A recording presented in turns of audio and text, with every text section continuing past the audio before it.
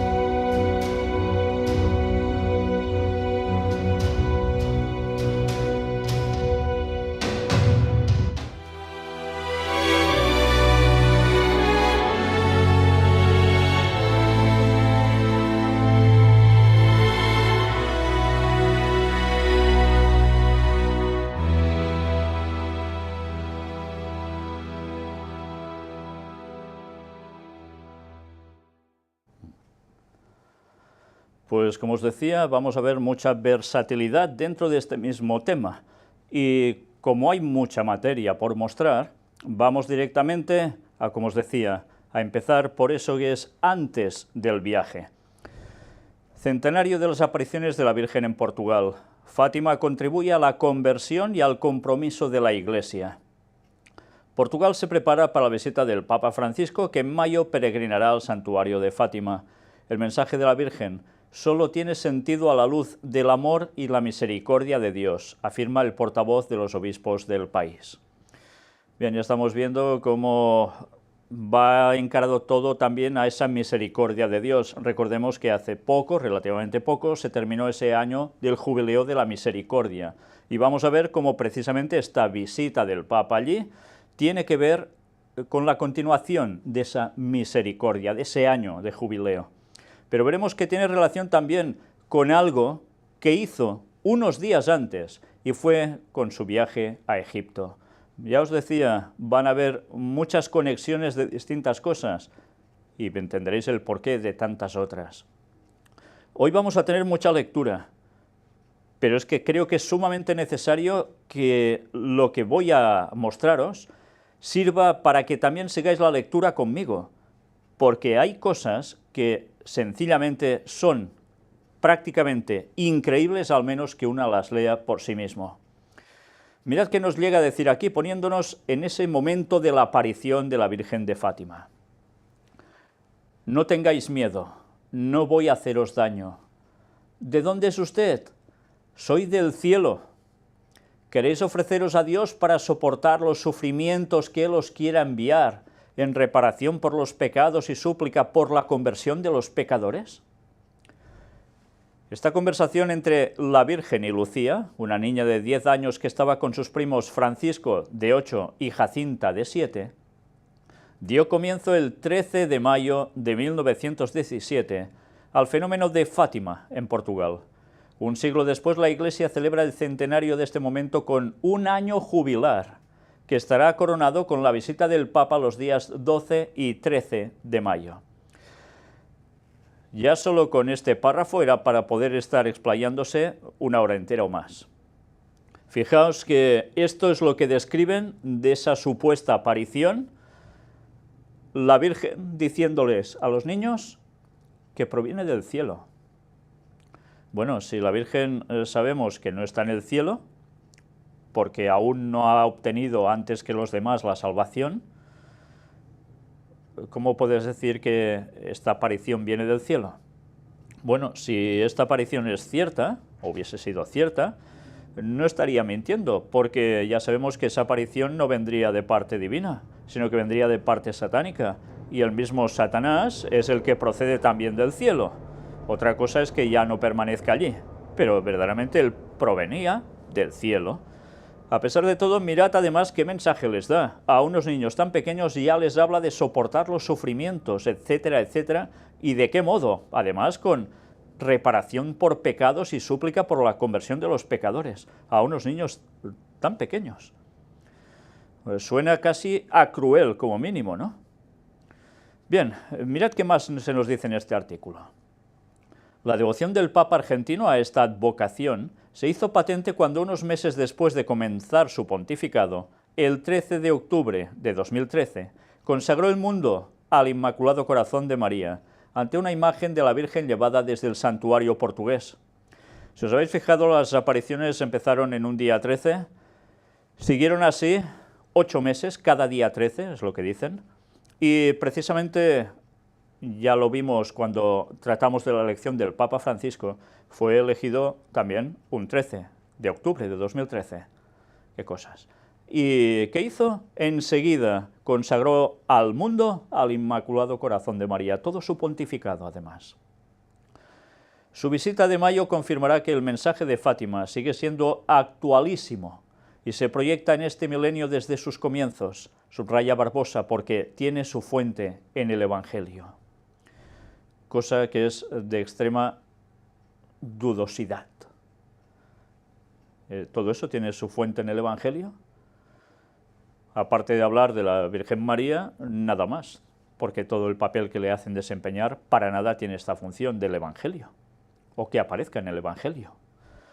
En dicho mensaje se incluyen, además de las apariciones de la Madre de Dios en Cova de Iría, las del ángel en 1916 y las del Niño Jesús, la Virgen y la Santísima Trinidad que recibió Lucía en los años 1920.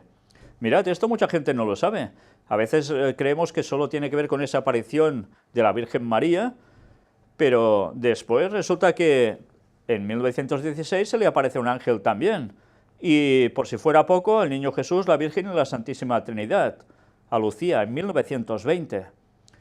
Estamos viendo que verdaderamente esto no es cosa de poca monta, tiene mucha trascendencia. Y mirad que dice que sigue siendo actualísimo esta situación, este mensaje. Vamos a ver cómo verdaderamente es actualísimo de verdad. Mirad también qué nos dice después de esto sobre esas apariciones en 1920. Cuando estaba en el convento de las Doroteas en Tui y Pontevedra, es cuando tuvo esas manifestaciones. De estas últimas surge la devoción de confesar y comulgar los 5 primeros sábados de mes y la petición de consagrar Rusia al Inmaculado Corazón de María, hecha por la Virgen a la única superviviente de los pastorcitos. Ya sabéis que los otros 2 murieron jovencitos.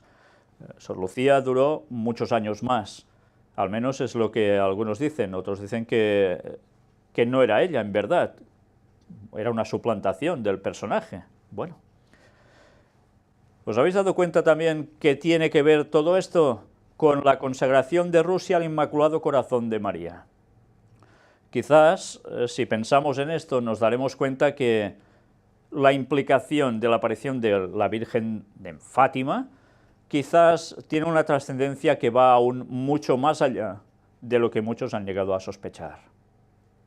porque ya sabéis, se hablaba en el tema de la Segunda Guerra Mundial, con esa aparición de la Virgen de Fátima, que si también tenía que ver, que si Rusia iba a hacer un cambio, que se caería el comunismo, cosa que ya pasó, y se entregarían a María.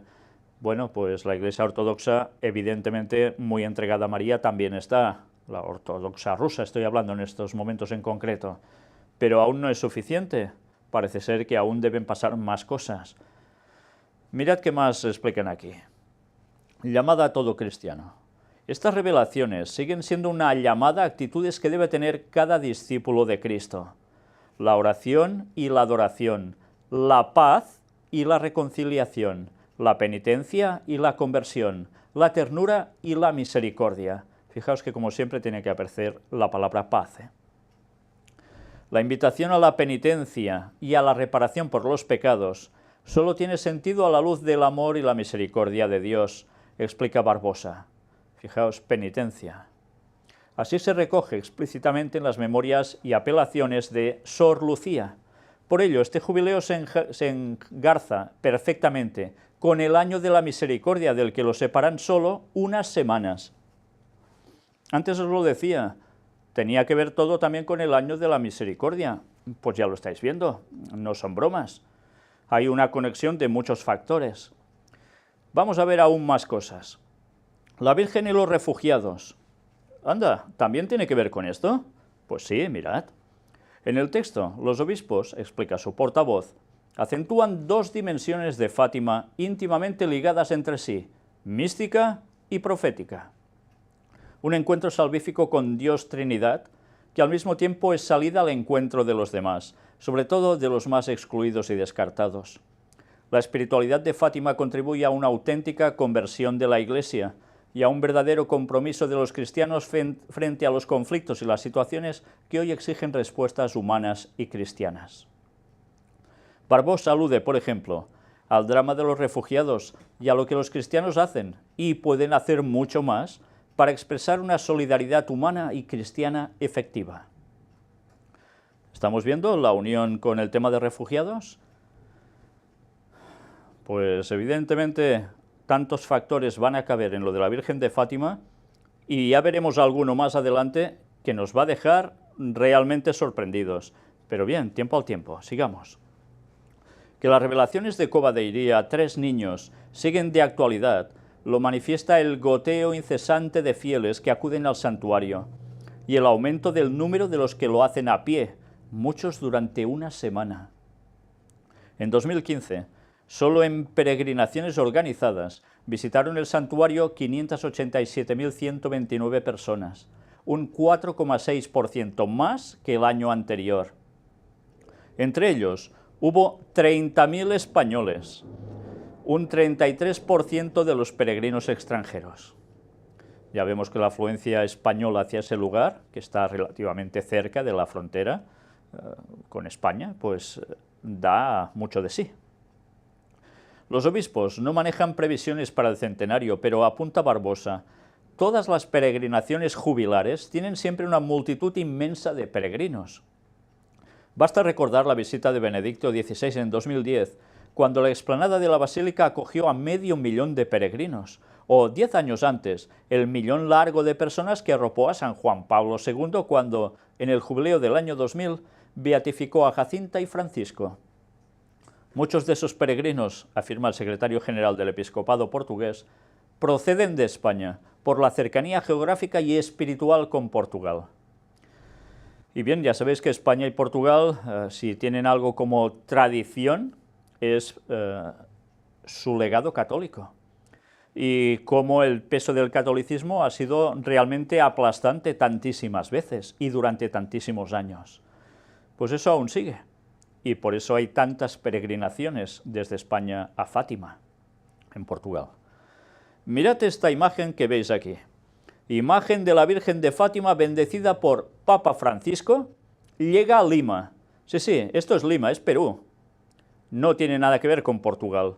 Pero hay también una imagen que es bendecida por el Papa Francisco y llegó a Lima. Y mirad cómo lo expresan. La imagen peregrina de Nuestra Señora de Fátima nos visita. 24, 25, 26 de febrero de 2017. Qué interesante. O sea, una imagen peregrina los visita. Se ve que la imagen tiene patas porque anda sola.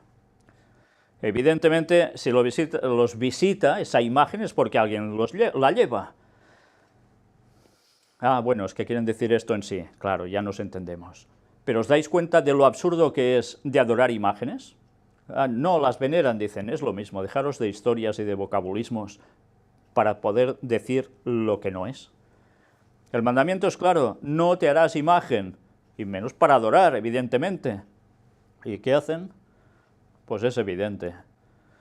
Y si miráis los textos bíblicos en el Antiguo Testamento, veréis cómo Dios mismo hace escribir a sus profetas la mofa que es hacer ídolos.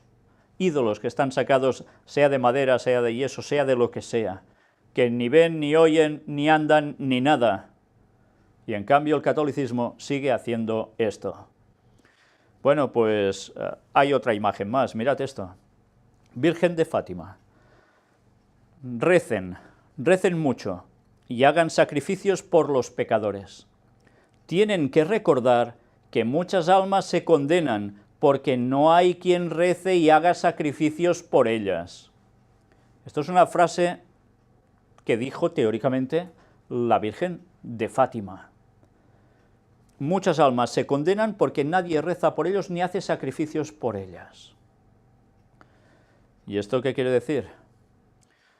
¿Que se trata de rezar mientras están vivos y ya está? ¿Se trata de hacer sacrificios mientras están vivos y ya está? ¿O también trasciende a la muerte de esas personas para que puedan llegar a ser salvas? En fin, da que pensar, porque ya sabéis el concepto del catolicismo sobre el más allá, que tiene que ver con también hacer tú una serie de cosas para que el difunto vaya a mejor vida una vez está en el purgatorio. Todo va ligado, ¿eh? Bien, veamos más cosas. Agradecen en el 4º aniversario del pontificado el don que Francisco representa para la Iglesia, esto desde Fátima. En el mensaje de Fátima está presente la pedagogía para vivir el tiempo de Cuaresma como un camino de conversión. Fijaos que ya hemos visto antes también la misma palabra, conversión. Conversión, evidentemente, quiere decir que de algo que tú crees pasas a otra cuestión. Te has convertido. Pues todo esto se está vinculando a Fátima. Mirad qué nos dice aquí. Recibir a María en nuestras vidas significa imitar en sus actitudes, aceptar su mensaje y sus exhortaciones, dijo, subrayando que tomar a María en nuestra casa como discípulo significa recibir el llamado urgente a la conversión que ella vino a traernos. Por tanto, ya dan por hecho que la Virgen María se apareció en Fátima y llevó al llamado de una urgente conversión para traerlos. Conversión está saliendo por todos lados. Recibir a María en nuestra casa como el discípulo significa, concluyó el rector del santuario, seguir este camino que ella nos muestra. En este tiempo de Cuaresma significa aceptar la llamada urgente a la conversión, aceptando la enseñanza de esta señora más brillante que el sol. Casi nada, ¿eh? Esta señora es más brillante que el sol. ¿Y el sol quién es? Simbólicamente, bíblicamente, el sol pasa a ser el sol de justicia, que es el mismo Cristo. Pues resulta que esta señora es más brillante que el sol, más brillante que Cristo incluso. Cuidado, porque lo que se está diciendo es muy fuerte. Claro, podemos decir que es más brillante porque esa aparición que hubo hizo el sol, o algunos describían esto así, como unos movimientos extraños, otros lo atribuyen al fenómeno ovni, otros a cuestión satánica directamente, otros no se lo creen, y a pesar de todo, puede ser que ellos hagan alusión a esos movimientos que decían que eran la propia Virgen. Lo que está claro es que más brillante que el sol seguro que no es, o no sería, en caso de que esto fuera cierto. Pero si algo se manifestó más brillante que el sol en esos momentos, realmente da que pensar. ¿Una manifestación del cielo, como decía la Virgen de Fátima? ¿O una manifestación como ángel de luz de ya sabemos quién, el mismo Satanás? Rezar el rosario por la paz, como ha pedido la Virgen de Fátima. Y atención, porque lo que ahora vamos a ver es del 8 de mayo, súplica a la Virgen de Pompeya. Y diréis, ¿qué tiene que ver una cosa con la otra? Bueno, claro, todo es virgen, ¿no? Todo es la misma Virgen, teóricamente. Lo que pasa es que en unos lados se aparece aquí, otros allá, etcétera, etcétera. Esto es lo que dicen. Pues mirad cómo dice rezar el rosario por la paz. Como siempre, la paz tiene que salir por todos lados. Mañana haremos la oración de súplica a la Virgen del Rosario de Pompeya. Y, como siempre, el rosario, ¿eh? Ya estuvimos hablando sobre el rosario en Puertas Dimensionales. Y también en el tercer Elías. En este mes de mayo, recemos el rosario en particular por la paz. Yo les pido, recemos el rosario por la paz, como la Virgen lo ha pedido en Fátima. También en Fátima, donde iré en peregrinación dentro de unos días con ocasión del centenario de la primera aparición, ha dicho el Papa Francisco. Después del Regina Coeli, el Papa ha saludado también la beatificación en Gerona, curiosamente en nuestra ciudad, el sábado 6 de mayo de 7 misioneros del Sagrado Corazón, mártires de la Guerra Civil Española, y el trabajo de la asociación Meter para la protección de los niños. Acababa de ordenar a 10 nuevos sacerdotes en la Basílica de San Pedro. 4 de ellos, del seminario de Letrán, han dado junto con él la bendición desde la ventana.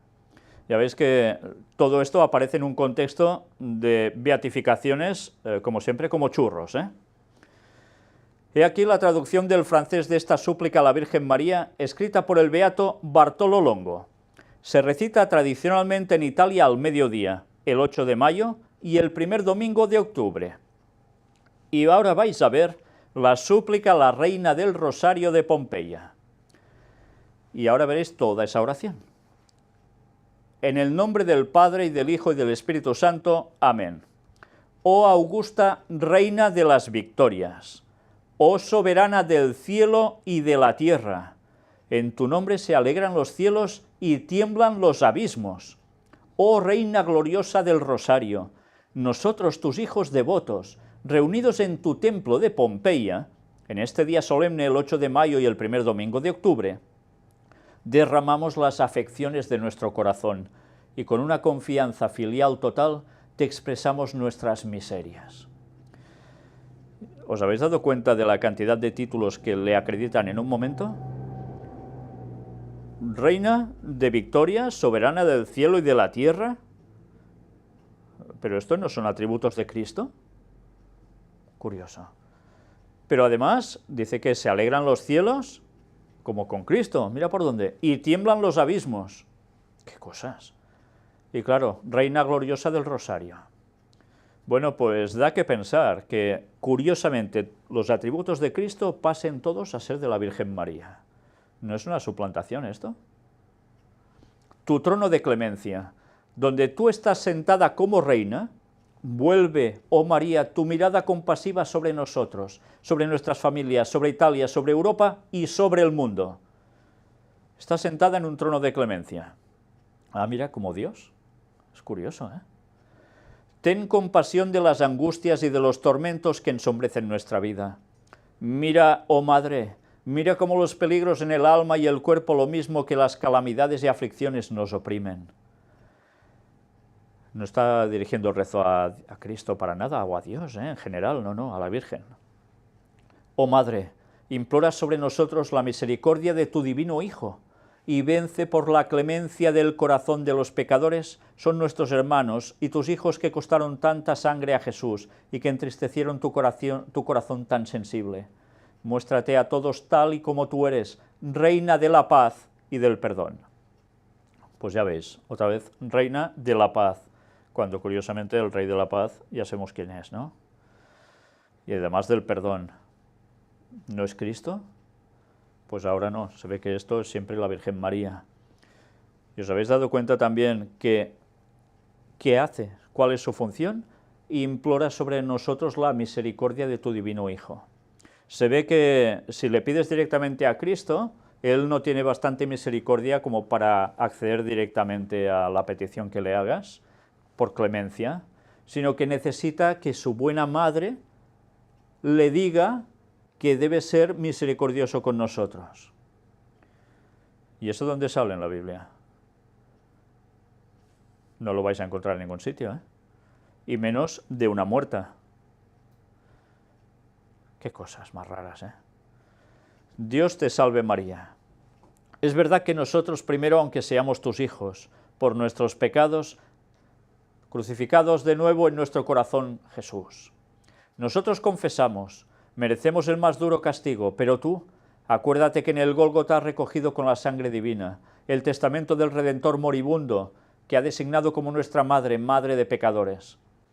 Mirad lo que está diciendo. Está hablando de recoger la sangre divina por María en la cruz, en el Gólgota. ¿María hizo eso? Esto tiene que ver con ese mito del Santo Grial, pero no tiene nada que ver con la realidad bíblica, ¿eh? Bueno, pues ahí queda esto. Además, como madre de pecadores. Si se pone madre de pecadores, se podría decir que tuvo otros hijos aparte de Jesús, que evidentemente pudieron ser pecadores como toda la humanidad, pero llamar madre de pecadores a María como madre de todos los seres humanos, evidentemente esto no cuadra, porque ella fue madre de Jesús en la tierra, pero no de todo el mundo. Como nuestra madre, tú eres nuestra abogada, nuestra esperanza. Pero la Biblia no dice que el único abogado que tenemos es Cristo. ¿Cómo ponen que es nuestra abogada y nuestra esperanza, cuando nuestra esperanza también es Cristo? Y nosotros gimiendo, extendemos nuestras manos suplicantes, hacia ti gritamos misericordia. Qué curioso, pedir misericordia a una muerta, y no a un Dios vivo. Oh Madre de bondad, ten piedad de nosotros, de nuestras almas, de nuestras familias, de nuestros padres, de nuestros amigos, de nuestros difuntos. Sí, de nuestros difuntos está hablando también, ¿eh? Claro, como están pululando en algún sitio, están vivos después de la muerte por algún lugar, también hay que pedir por ellos. Esto es lo que nos enseñan, ¿eh? Espiritismo absoluto. Y sobre todo, de nuestros enemigos y de todos aquellos que se dicen cristianos y que por tanto ofenden al corazón amable de tu Hijo. Imploramos hoy piedad por las naciones equivocadas, por toda Europa, por el mundo entero, a fin de que se arrepientan y regresen a tu corazón. O sea, que los que se dicen cristianos y no aceptan a la Virgen como tal en este papel, se deben arrepentir y regresar a su corazón, porque si no, ya no son auténticos cristianos.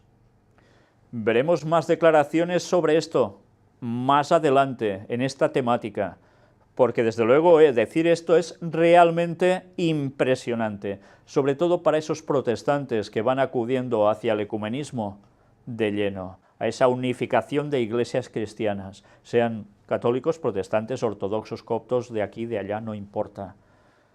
Y van todos en la misma dirección. ¿Y no les están comentando acaso que tendrán que aceptar también el papel de la Virgen María? ¿Entendéis por qué en algunas denominaciones cada vez se le está dando más preponderancia al papel de la Virgen María, sobre todo por parte de algunos pastores? Eso sucede incluso en la Iglesia Adventista, ¿eh? Sí. Mirad las declaraciones del pastor Bullón al respecto, un mito entre muchos adventistas. Misericordia para todos, oh Madre de Misericordia. Dios te salve María. Dígnate escucharnos con benevolencia, oh María. Jesús ha puesto en tus manos los tesoros de sus gracias y de sus misericordias. Y yo me pregunto, ¿y por qué Dios te salve María? Ir repitiendo esto, si María es capaz de salvar a todos los demás. Si ya se puede salvar sola. Tú estás sentada coronada reina, a la derecha de tu Hijo, resplandeciente de tu gloria inmortal sobre los coros de los ángeles. Tú extiendes tu dominio sobre toda la extensión del cielo y la tierra, y todas las criaturas están sometidas a ti. Impresionante, ¿eh?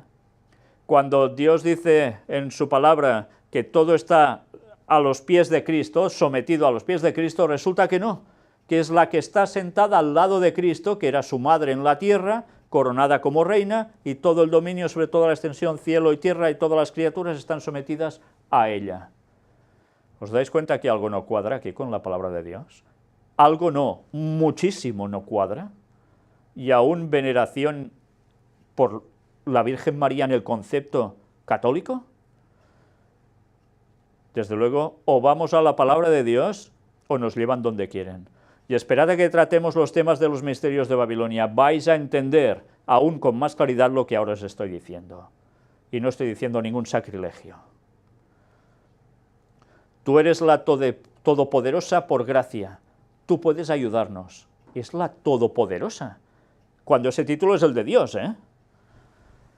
Y si tú no quieres ayudarnos porque nosotros somos hijos ingratos e indignos de tu protección, no sabríamos a quién dirigirnos. Qué curioso. O sea, Cristo no pinta absolutamente nada. O la Virgen está por ti, o olvídate. Tu corazón de madre no permitirá ver a tus hijos perdidos. El niño que vemos en tu regazo y la corona mística que nosotros admiramos en tu mano nos inspira confianza de que seremos escuchados. Y nosotros tenemos plena confianza en ti. Nos abandonamos como débiles hijos entre los brazos de la más tierna de las madres y hoy mismo esperamos de ti las gracias tan deseadas. Dios te salve María. Bien, pues habría que decir ya, adelantando el tema de los misterios de Babilonia, como todas esas imágenes que aparecieron hace ya muchos años de una virgen con un niño en brazos, en verdad no eran la Virgen María y Jesús, sino que eran Semiramis y Tamuz. Nada que ver. El plagio satánico de lo que Dios haría en un futuro, porque Satanás sabía lo que iba a acontecer, y no porque sea Dios, sino porque ya había sido revelado al ser humano lo que iba a acontecer. Por tanto, mira por dónde, ahora están poniendo todo el papel de la Virgen y en sus brazos al niño Jesús, cuando todo esto tenía que ver con esos misterios procedentes de Babilonia, post-diluvio, justo después del diluvio universal. Y tanta gente aún no sabe eso, por desgracia, y siguen creyéndose lo que les están diciendo.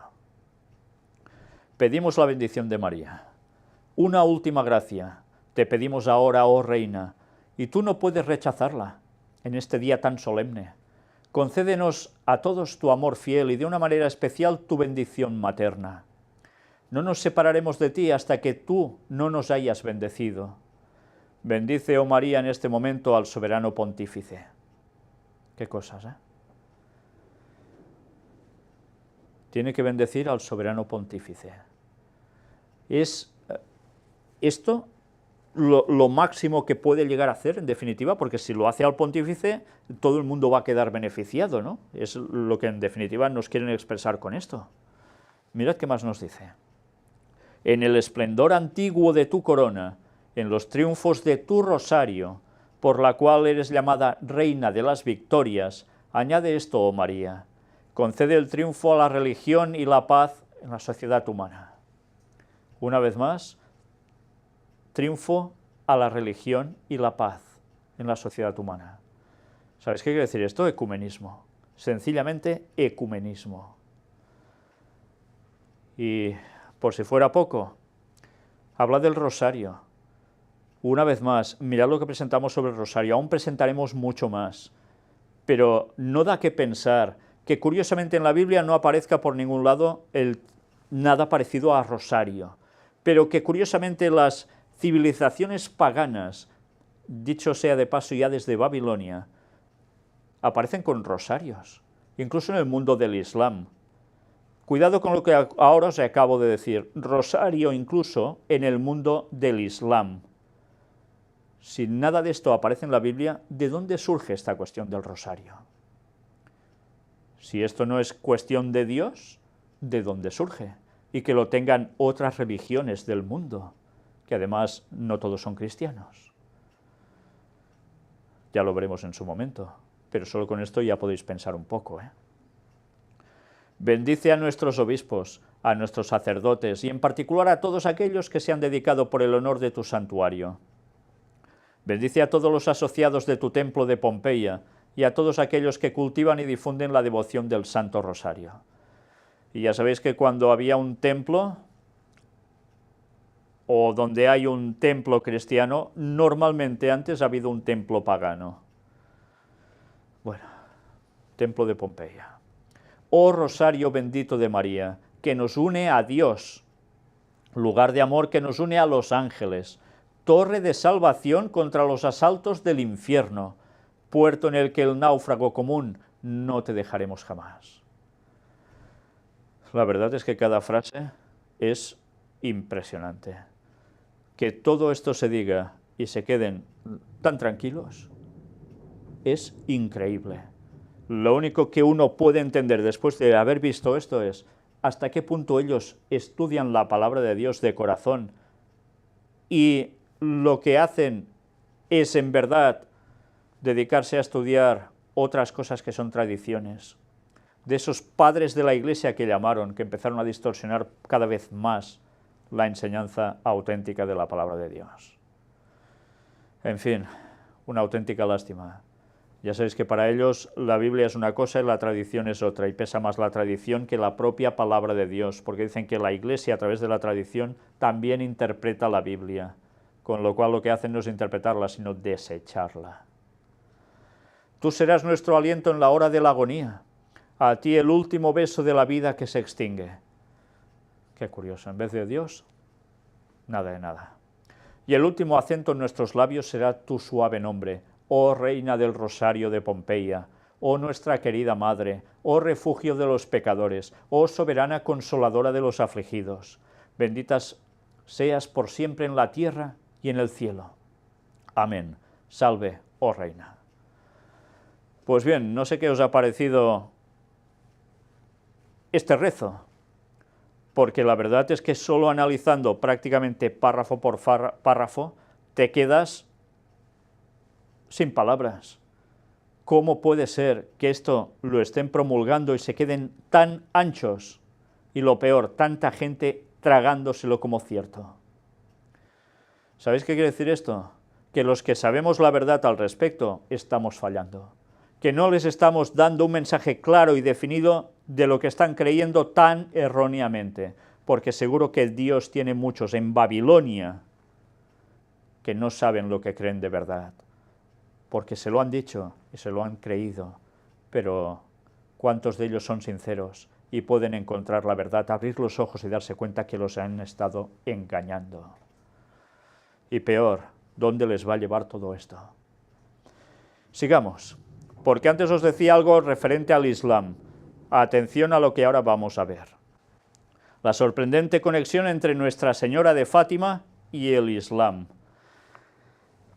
Bueno, pues, por cierto, imagen curiosa la del fondo, detrás de estas señoras encendiendo velitas, donde se ve precisamente la imagen de la Virgen, y está dentro de un triángulo. Bien. Nada sucede fuera del cielo excepto con una finura de todos los detalles. Mirad qué nos dicen aquí. A medida que nos acercamos al centenario de las apariciones de Nuestra Señora de Fátima, un aspecto que a menudo pasa desapercibido es la conexión sutil con el Islam. La Virgen María apareció a los 3 pastores cerca de la ciudad de Fátima, Portugal, un lugar que lleva el nombre de una princesa musulmana que además era hija de Mahoma. Curioso, ¿no? Bueno, pues esperad, aún hay más.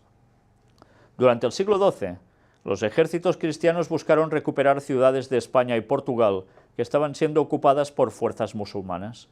En este periodo, un caballero llamado Gonzalo Hermíguez y sus compañeros capturaron a una princesa musulmana llamada Fátima. Algunas historias dicen que después de su captura, Fátima se enamoró de Gonzalo y los dos fueron prometidos poco después. Antes de su matrimonio, Fátima fue bautizada en la fe católica y tomó el nombre de Oureana. Se dice que las ciudades portuguesas de Fátima y Ourem llevan el nombre de esta princesa musulmana. Aún nos vamos a llevar más sorpresas, si es que no sabíamos de este tema.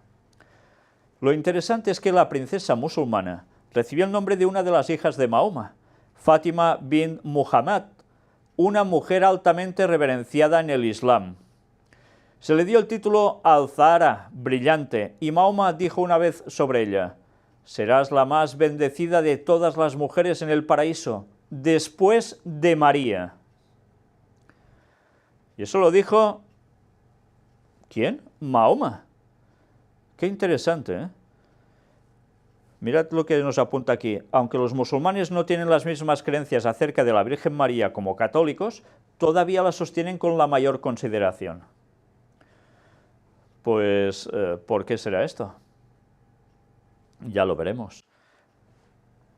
Recordemos, esta princesa musulmana tenía el mismo nombre que la hija de Mahoma. Según el padre Miguel Ángel Ayuso, secretario del Consejo Pontificio para el Diálogo Interreligioso, esta conexión puede ser una puerta de entrada al diálogo. ¿Al diálogo entre quién? Pues al diálogo ecuménico, diálogo que llaman interreligioso, entre el cristianismo y el islam. ¿Para llevar a qué? Al ecumenismo, a la unión. Quizás ahora empezaréis a pensar que no es tanta casualidad una aparición de una Virgen María en Fátima, que tiene que ver también con el mundo del Islam. Mirad qué más se nos dice. En una reunión de oración conjunta en 2014, señaló que la Iglesia Católica reconoce que los musulmanes honran a la Virgen Madre de Jesús, María, y la invocan con piedad. María es mencionada varias veces en el Corán. El respeto por ella es tan evidente que cuando se menciona en el Islam se suele añadir alayha al-salam. María, modelo para los musulmanes y los cristianos, es también un modelo de diálogo. Venerable Fulton Sheen dibuja una conexión interesante entre la reverencia de los musulmanes por María y la hija de Mahoma y la aparición de Nuestra Señora en Fátima. Después veremos exactamente quién era este señor Sheen. Escribió esto. Esto nos lleva a nuestro segundo punto, es decir, por qué la Virgen, en este siglo XX, debió haberse revelado en el insignificante pequeño pueblo de Fátima para que a todas las generaciones futuras se la llamara Nuestra Señora de Fátima. Puesto que nada sucede fuera del cielo, excepto con una delicadeza de todos los detalles, creo que la Santísima Virgen eligió ser conocida como Nuestra Señora de Fátima como una promesa y un signo de esperanza para el pueblo musulmán, y como una garantía de que ellos, que le demuestran tanto respeto, un día aceptarán también a su Hijo Divino. Esto es lo que escribió este señor, el padre Fulton Sheen. Para él no es una casualidad. La Virgen se aparece en ese pueblecito pequeñito de Fátima, en Portugal, porque se está buscando con eso por parte del cielo que hagan algo, que a través de la Virgen, que es un punto de nexo de comunión entre unos y otros, aunque haya matices de creencia distinta, y vuelvan a aceptar lo que antaño habían aceptado los árabes antes de pertenecer al mundo del Islam, de ser convertidos, y era que eran cristianos y aceptaban a Jesús como Dios. Pues bien, ¿es una casualidad todo esto? El Papa, ¿dónde estuvo antes de ir aquí? Estuvo en Egipto, ¿lo recordáis? ¿Qué fue a hacer Egipto? Ecumenismo. ¿Con quién? Con el mundo islámico. Pues sabiendo esto, ya vemos que este viaje no pasó porque sí, ni lo que aconteció en Fátima, o dicen que aconteció, tampoco fue porque sí. ¿Y por qué el Papa primero va a un lado como es Egipto y después va a Fátima? Todo tan bien planificado.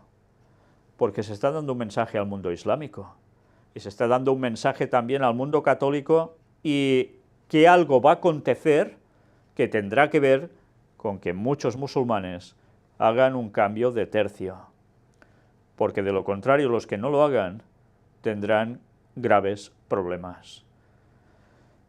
Y ya hemos visto que va a suceder al fin de los tiempos, ecumenismo generalizado, y los que no, guerra. Sigamos viendo qué más nos dice. Sorprendentemente, además de atraer a los peregrinos cristianos, el santuario de Fátima, en Portugal, también ha atraído a los musulmanes en gran número. Ellos van a ver el lugar donde la Virgen María apareció en una ciudad que lleva el nombre de una de sus mujeres más reverenciadas.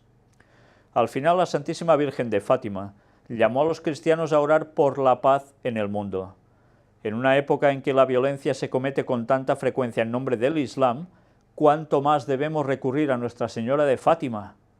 continuemos trabajando por la paz en el mundo y esperamos que la Virgen sea un puente entre musulmanes y cristianos, rogándole que ponga fin al odio que ha causado tanta violencia en todo el mundo. Claro, como hay gente del mundo del Islam que se manifiesta contrario a ese fundamentalismo terrorista, pues también tendrán que rezar a la Virgen de Fátima en comunión con los cristianos para que les dé la paz en todo el mundo. Un ecumenismo muy bien estudiado, ¿eh? Pues vamos a ver un poco quién era este señor. ¿Se convertirán los musulmanes a través de la Virgen de Fátima? Una profecía de Fulton Sheen. Bien, os anticipo que este señor dijo bastantes más cosas.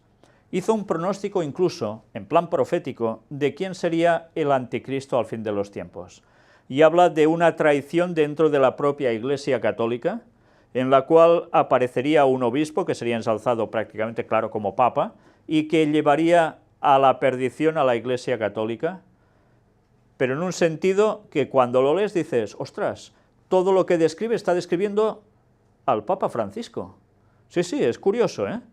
Bien, yo no digo que precisamente sus profecías fueran de parte divina, porque al final también tuerce las cosas hacia otro lado, ¿eh? Satanás ya sabéis cómo funciona, trabajando con los plagios de Dios. Todo parece que, pero al final te desvía, ¿eh? Pues mirad ahora un poco sobre quién era este señor.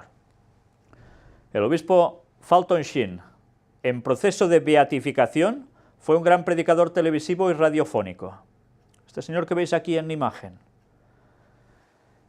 El siervo de Dios, Fulton J. Sheen, obispo de Rochester en Estados Unidos y gran predicador radiofónico y televisivo que murió en 1979, su programa de televisión en los años 50 tenía unos 30 millones de espectadores semanales. Escribió en 1952 un artículo titulado María y los musulmanes. Atención, del año 1952. Reimprimido en octubre de 2001 por la Fundación Cardenal Mindszenty en Mindszenty Report y traducido al español por corazones.org. El obispo consideraba que la Virgen María, especialmente a través de la advocación de Fátima, sería la llave para la conversión de muchos musulmanes.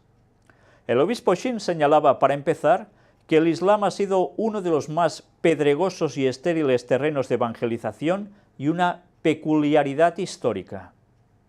Bien, yo aquí no voy a entrar en detalles, no, al menos en las temáticas sobre la Virgen en Fátima, o el Papa en la visita a la Virgen de Fátima, sobre cómo se originó el Islam. Ellos lo saben más bien que yo incluso, seguro.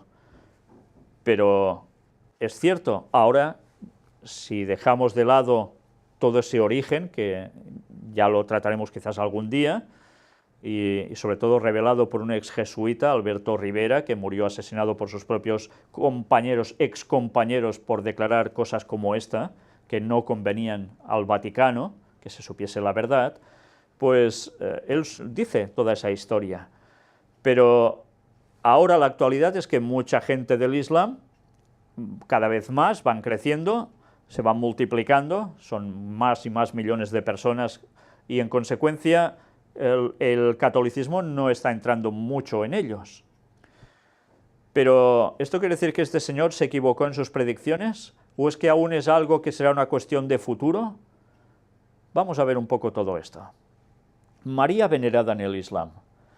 Después explica que María es una figura venerada y respetada en el Corán como madre del profeta Jesús, al que engendra y pare milagrosamente, y símbolo de pureza y obediencia a Dios. Solo hay una... Perdón, antes de continuar, fijaos, dice que María es venerada y respetada en el Corán, pero como madre no dice de Jesucristo como Señor y Dios, sino profeta Jesús. El Islam no cree en Jesús como Dios, sino como un profeta más, ¿eh? Pero a pesar de todo, mirad cómo hay conexiones con el catolicismo también, ya lo veréis. Solo hay otra mujer que podría rivalizar en grandeza con ella, la hija de Mahoma, Fátima, y sin embargo María es mayor incluso que Fátima. María entonces es para los musulmanes la verdadera Sayyida o señora. El único posible serio rival en su credo sería la hija del mismo Mahoma, cuyo nombre es Fátima. Pero después de la muerte de Fátima, Mahoma escribió: tú serás la más bendita entre todas las mujeres del paraíso después de María.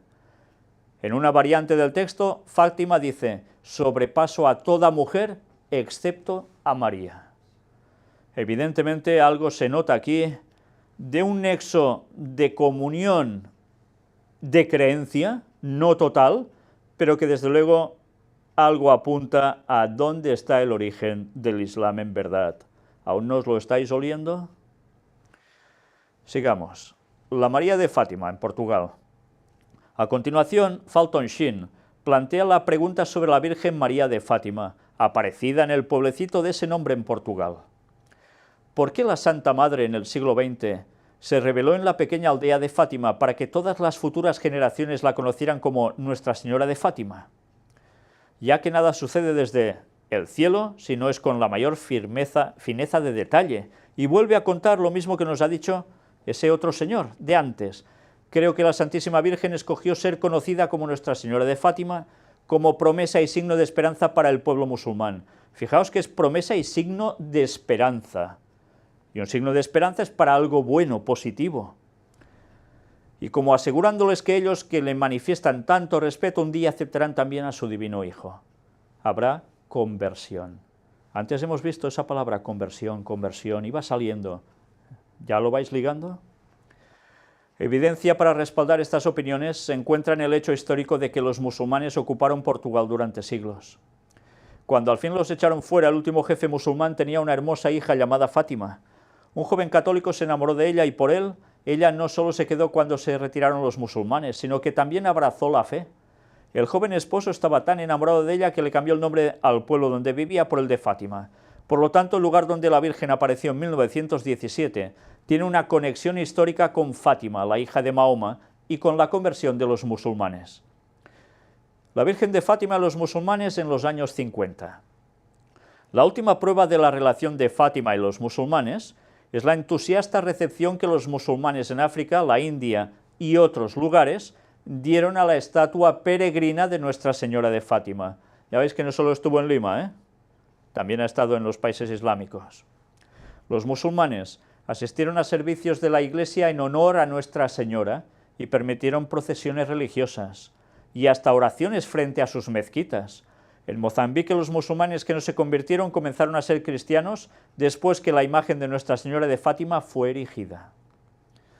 Y desde su atalaya, a principios de los años 50, el obispo Sheen formula un vaticinio. Los misioneros del futuro van cada vez más a ver que su apostolado entre los musulmanes será exitoso en la medida en que proclamen a Nuestra Señora de Fátima. María es el adviento de Cristo, que trae Cristo al pueblo antes de que Cristo naciese. En el trabajo apologético es siempre mejor comenzar con lo que la gente ya acepta. Ya que los musulmanes tienen devoción a la Virgen, nuestros misioneros deberán sentirse satisfechos con el solo hecho de aumentar y desarrollar esa devoción con la plena realización de que Nuestra Señora llevará a los musulmanes el resto del camino hasta su divino Hijo. Igual que aquellos que pierden la devoción a la Virgen pierden la fe en la divinidad de Cristo, aquellos que intensifican la devoción a ella gradualmente adquieren fe en la divinidad de Cristo. ¿Habéis oído bien lo que he leído? Después de hablar sobre el tema del Islam, del mundo musulmán, que para ganárselos el catolicismo tiene que centrarse en hablar más sobre la Virgen de Fátima, y mira por dónde 3 papas seguidos han ido a ver a Fátima, y este último, ya veremos todo lo que ha hecho y dicho, casi nada, os vais a quedar impresionados, pues ahora añade esto. Si eres cristiano, debes creer en ¿quién? Igual que aquellos que pierden la devoción a la Virgen, pierden la fe en la divinidad de Cristo. O sea que los cristianos que no aceptamos que la Virgen María está en el cielo intercediendo por nosotros, resulta que no creemos en la divinidad de Cristo. Pues vaya invento. Habrá algunos que no. Los testigos de Jehová, por ejemplo, no creen en la divinidad de Cristo, creen que es un Dios menor, generado, creado por Dios Padre, y algunos otros creyentes de otras denominaciones también.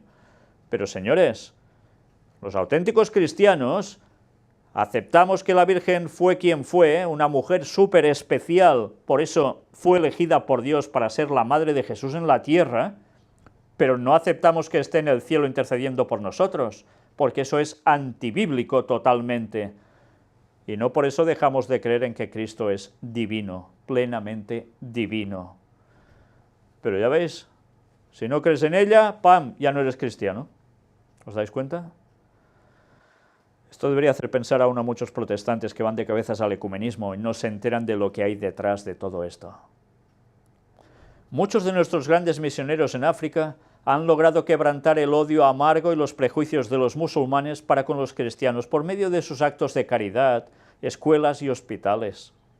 Ahora nos queda tomar otro camino, tomar el capítulo 41 del Corán y demostrarles que fueron sacados del Evangelio de Lucas, que María no podría ser, aún para ellos, la más bendita entre todas las mujeres del cielo si no hubiera también dado a luz al Salvador del mundo.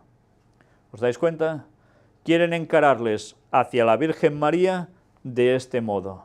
Si vosotros los musulmanes creéis también que es superior incluso a Fátima, la hija de Mahoma, y a eso mismo dijo Mahoma, pues entonces debéis reconocer que dio a luz al Salvador del mundo, si no, no podía ser una mujer tan especial la Virgen María.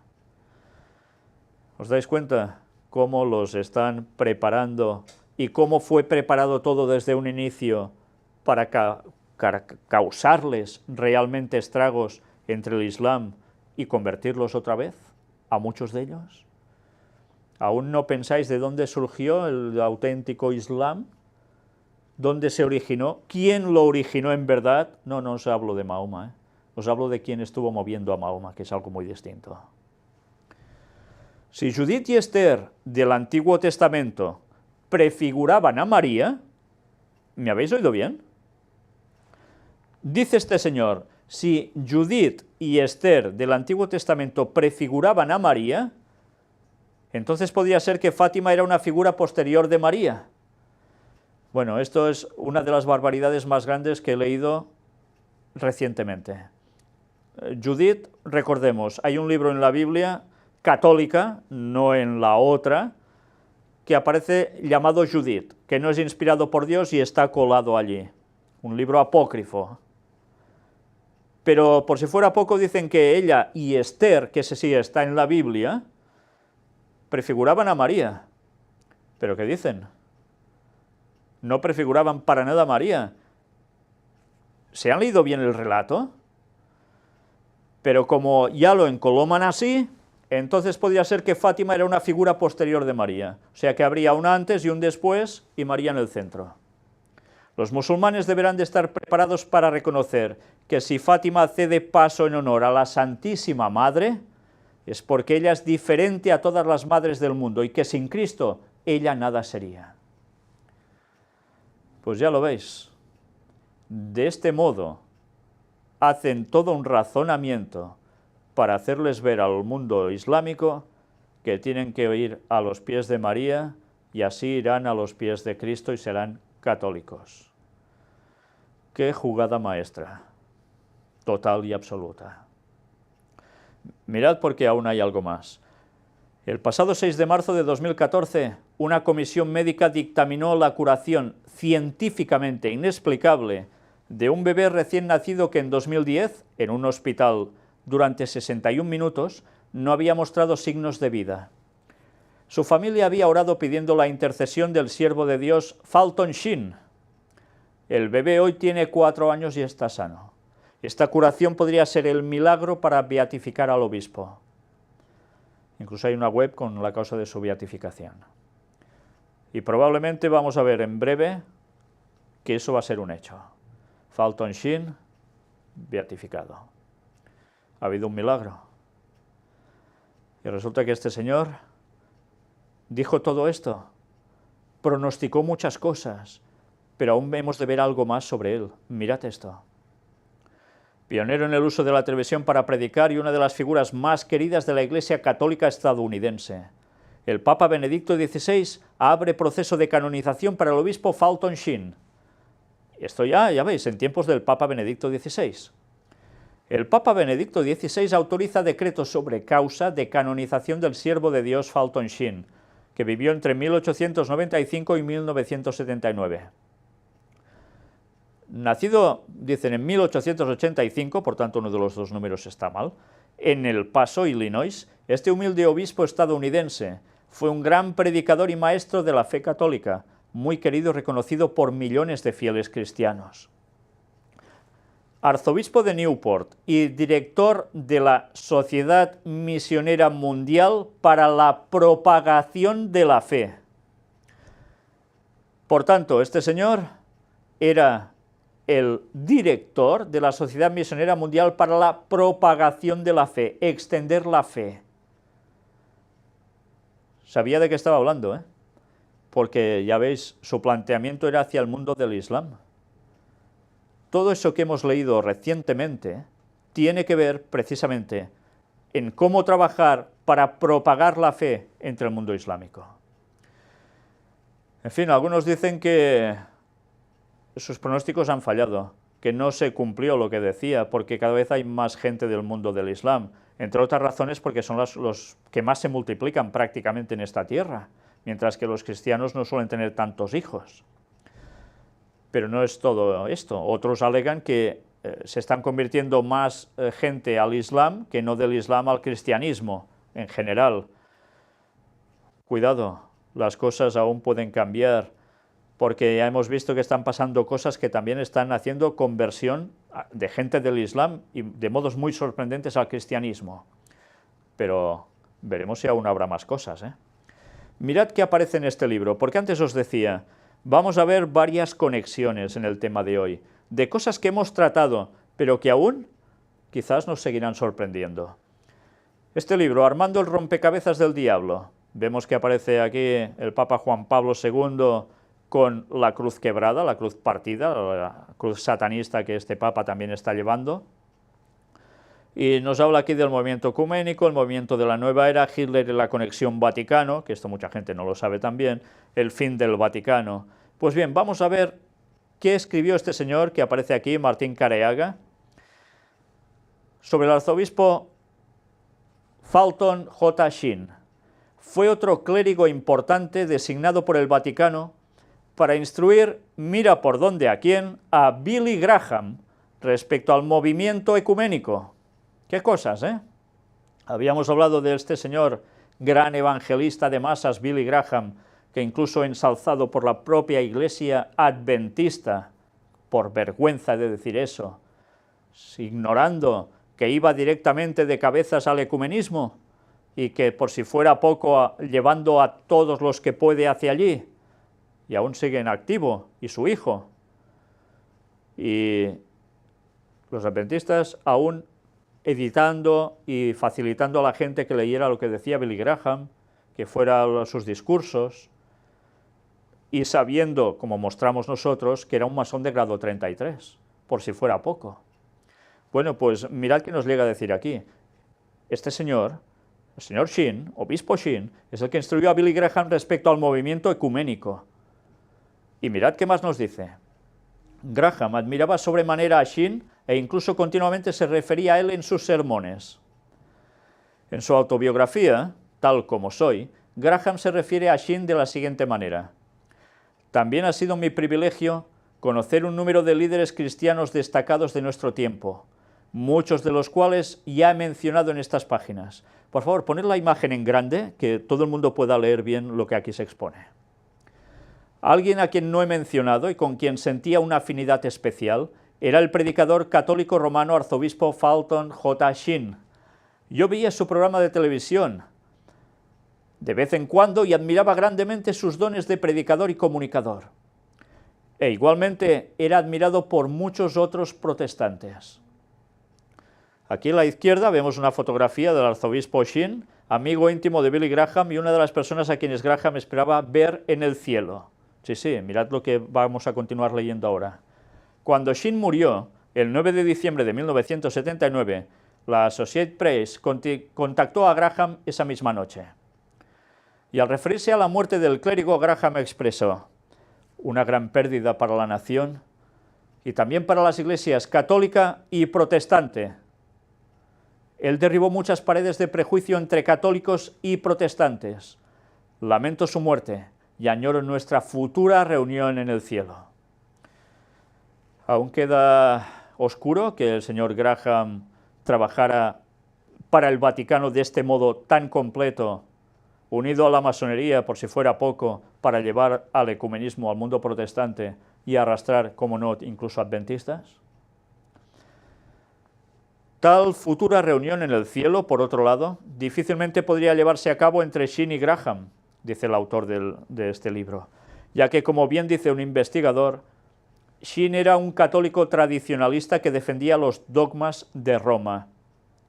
Era un enemigo acérrimo de la fe del Nuevo Testamento. La fe de Sheen estaba en María y no en la redención completa de Cristo. A menos que se haya arrepentido y vuelto a Cristo por completo en su lecho de muerte, no hay razón para pensar que Sheen estará en el cielo. En fin, es una descripción de las creencias de este obispo. La veneración de Sheen para la Virgen María, que por cierto raya en lo blasfemo, resulta evidente por lo que él mismo dice en su autobiografía, donde le dedica todo un capítulo titulado La mujer que yo amo. Allí Sheen afirma que, cuando fui ordenado, tomé la resolución de ofrecer el santo sacrificio de la Eucaristía todos los sábados para la bendita Madre. Me detengo un momento aquí. ¿Por qué? ¿Por qué los sábados para la bendita Madre? Porque sabéis que el catolicismo dice que el sábado es el día de la Virgen María, ¿no? Ahora lo entendéis. Todo esto me hace sentir seguro que cuando yo me presente ante el tribunal de Cristo, Él me dirá en su misericordia: he escuchado a mi madre hablar de ti. Qué cosas, ¿eh? O sea, la Virgen María le habrá hablado a Cristo sobre él, intercediendo una vez más. Durante mi vida he hecho alrededor de 30 peregrinaciones al santuario de Nuestra Señora de Lourdes y 10 a su santuario en Fátima. American Religions, Fulton J. Sheen, adicionalmente, y esto de acuerdo a la Encyclopedia of American Religions, Fulton J. Sheen es reconocido como uno de aquellos que han ayudado a propagar el movimiento New Thought, lo cual incluye ciencia cristiana, técnicas de visualización, el poder del pensamiento positivo, conciencia de prosperidad y otros usos del poder de la mente. ¿Os suena de algo todo esto? Lo hemos tratado en Puertas Dimensionales. Pues ya veis, incluso conciencia de prosperidad, que están predicando también muchos pastores entre comillas, y cristianos también entre comillas, pues la religión de la prosperidad. Lo mismo, ¿de dónde surgió? Ya lo veis, ¿eh? Y dicen que son protestantes ya. Bueno. También en un catálogo de vídeos titulado Your One Step Shop for the New Age Products, Audio and Video, Sheen está en la lista de famosos maestros, líderes, artistas y visionarios, junto con New Agers y ocultistas como Edgar Cayce, el Dalai Lama, Benjamin Creme, la Madre Teresa, etc. Vaya repertorio, ¿eh? Y aquí veis una serie de fotografías donde también aparece el cardenal Spellman de Nueva York, que el cardenal Spellman de Nueva York, se las tuvo, parece ser, con el señor Sheen, por la cuestión de una serie de donativos que el señor Sheen quería dar en un lado y Spellman no, y sobre Spellman ya sabéis que hemos hablado más de una ocasión, todo un personaje, ya con eso os lo digo todo. Después aparece también aquí en esta otra fotografía el señor Billy Graham, y mirad qué nos dice el pie de la fotografía. En 1967, en la Universidad Católica Belmont, Graham recibió un grado honorario como doctor en letras humanísticas, en la Universidad Católica. Para enfatizar la importancia de ese evento, Graham afirmó: un tiempo cuando los católicos y protestantes pueden reunirse juntos y saludarse unos a otros como hermanos, mientras que 10 años atrás no podían hacerlo. Y añadió: el evangelio que fundó esta universidad es el mismo evangelio que yo predico hoy en día. Pues, señores adventistas que aún vais halagando el trabajo del señor Graham, quizás que os lo penséis dos veces como mínimo, ¿no? como mínimo esto. Y aquí vemos también más sobre Billy Graham, y nos dice: en julio de 1972, la edición de Catholic Digest, correspondiente a ese mes, publicó que en un libro jesuita se presenta un capítulo alabando a Billy Graham, donde el autor jesuita escribió: Billy Graham es ortodoxo. No he leído nada escrito por él que sea contrario a la fe católica. En algunos lugares, continúa diciendo The Catholic Digest, los sacerdotes están siendo instruidos para que se familiaricen con el uso de la terminología evangélica, como ser salvo o nacer de nuevo. La abierta amistad de Graham con los nefastos jesuitas se puede rastrear a partir de 1961, cuando Billy Graham compró los derechos del libro Halley's Pocket Bible Handbook. La versión original de Halley's, esto hasta la edición número 22 en 1959, prevenía contra los jesuitas. Allí existen capítulos que hablan del papado romano y los jesuitas. De acuerdo a la viuda de Halley, su esposo pasó años trabajando sobre esos capítulos y nunca hubiera permitido que se alterara el libro. Sin embargo, cuando él murió, Billy Graham compró los derechos y removió las advertencias e investigaciones acerca de los jesuitas en las ediciones posteriores que él imprimió. Casi nada. Casi nada. En fin, que ya veis qué conexiones entre unos y otros. Y todo esto al final nos lleva, sí, a la Virgen de Fátima, o desde la Virgen de Fátima se va desprendiendo todo esto. Vaya conexiones, ¿eh? Sigamos con lo de la Virgen de Fátima ya en concreto. Los pasos fronterizos entre España y Portugal restringidos por la visita del Papa a Fátima. La limitación del tráfico se realizará a partir del miércoles y hasta la medianoche del sábado 13 de mayo. Será necesario llevar la documentación para cruzar el paso fronterizo autorizado entre Pontevedra y Portugal, el Tui Valença. El resto de pasos fronterizos en esta provincia permanecerán cerrados. Ya veis, un control absoluto. Iba el Papa a Fátima, y ya veis el revuelo que eso llega a causar. Igual que cuando Jesús iba a algún lugar, ¿eh? Exactamente igual, ya lo veis. Hablo irónicamente, claro. El Papa Francisco visitará el próximo viernes el santuario de Fátima con motivo del centenario de las apariciones de la Virgen en esa localidad, donde se esperan cerca de 30.000 peregrinos, según datos de los organizadores de la visita. Eso esperaban, unos 30.000. Y ahora vamos a ver un vídeo. Sí, fijaos, envía mensaje de conversión. Vais a ver una entrevista en la cual aparece un señor que habla sobre un libro, pero que evidentemente nos hace referencia al Papa Francisco y también a Fátima. Estad atentos porque hay cosas de lo que dice que no tienen desperdicio. Lo mejor de la entrevista estaba en la parte final. Si antes he hablado de un mensaje de conversión, llega el momento en que le preguntan directamente qué es lo que el Papa irá a hacer en definitiva a Fátima, y lo que le responde este sacerdote es algo muy claro. Toda una descripción de lo que está englobado en la encíclica Laudato Si. Prácticamente todo. Y añade después también hasta la propia locutora. Si todo este tema de guerras, asuntos económicos, etcétera, etcétera, todo lo que pasa en general, ella añade la guerra mundial por partes del que ha hablado ya el Papa Francisco. Todo esto era en un contexto bélico, de guerra, de situación a nivel mundial. Esto es lo que precedía la visita del Papa Francisco, y su estancia allí exactamente igual.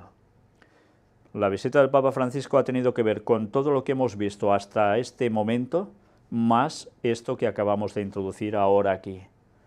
Pero aún habrá más cosas, ya lo veremos. En Siria, consagrarán Alepo a la Virgen de Fátima durante la peregrinación del Papa a Portugal. Un acto simbólico pidiendo la paz en la martirizada ciudad siria junto a católicos, cristianos y musulmanes del país. ¿Cómo le llamáis a esto?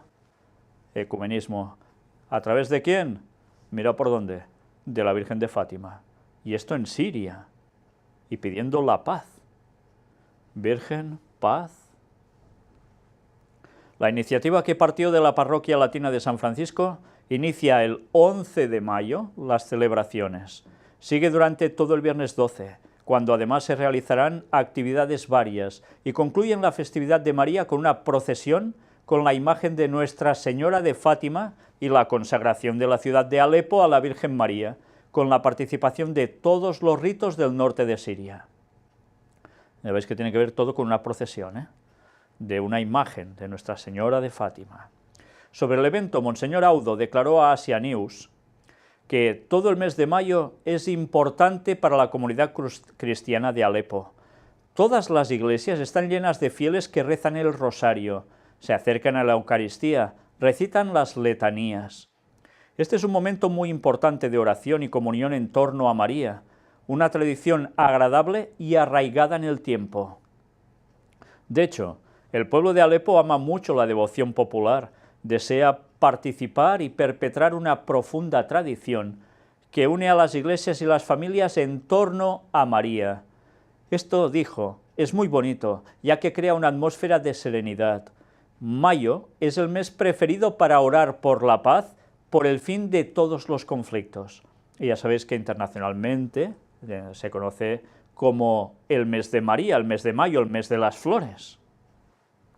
Pues mira por dónde es especial para orar por la paz. María, paz.